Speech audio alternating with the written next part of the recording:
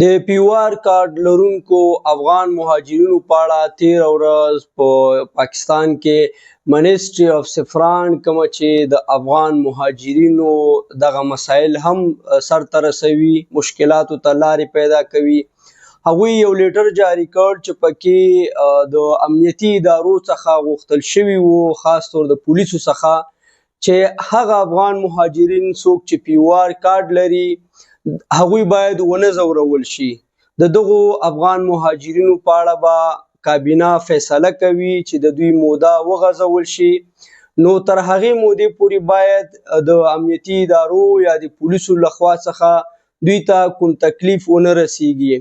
دوستانو، له دې څخه 2 ورځې مخکې افغان کمیشنریټ یو 2 لیټرې نورې هم جاری کړې وي چې یو د پی ټی ای لپاره او پاکستان ټیلی کمیونیکیشن اتھارټي چې کوم دغه سیم کارډونه په پیوار رجسټر دي، او بل هم د سټیټ بانک لپاره د پاکستان مرکزی بانک چې کوم دی سټیټ بانک هغه ته جاری شوی وو ترڅو کوم افغانان چې بانکي حسابونه لري هغه ونه تړل شي.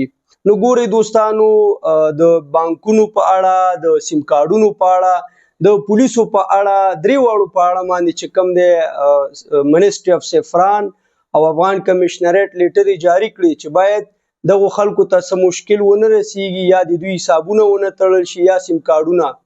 دا چې اوس کابینه دې هفتې کې فیصله کوي، بلې هفتې کې فیصله کوي، نو دا به هم وشي انشاءالله. تشویش مه کوئ، حکومت په دې اړه باندې جدي توجه لري، نه غواړي چې افغان مهاجرینو ته څه مشکلات پیدا شي.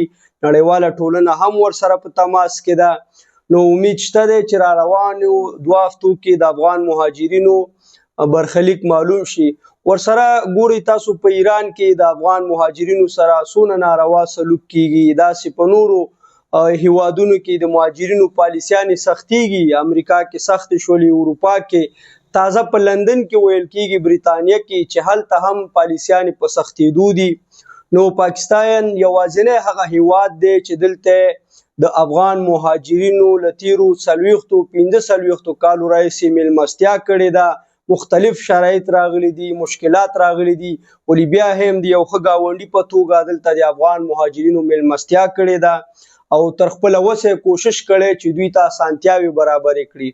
او دا له تیرو 3-4 کالو راهیسې دا د وخت د تمدید همدغه پروسه روانه ده. کله 3 میاشتې شي، کله 6 میاشتې شي، کله 1 کال شي. نو دا د مودې غځول په همدغه طریقې سره روانه ده، او امید شته دی چې پاینده کې هم پاکستان د خپلو افغان ورونو چې کوم دي، د افغان ګاونډي ملک هیواد چې کوم ولس دلته پروت دی، د هغوی دغه میلمستیا ته دوام ورکړي او افغان مهاجرین وکولی شي چې دلته په پاکستان کې په آرامه فضا کې خپل ژوند ترسره کړي.